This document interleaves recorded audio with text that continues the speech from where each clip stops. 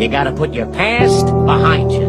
Look, kid, bad things happen, and you can't do anything about it, right? Right. Wrong! When the world turns its back on you, you turn your back on the world. Yes, the past can hurt.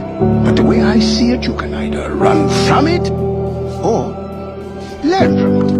Ohana means family. Family means nobody Gets left behind. or forgotten.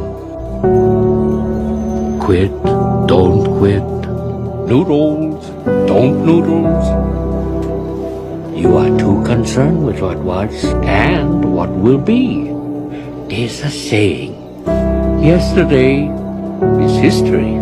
Tomorrow is a mystery. But today is a gift. That is why it is called the present.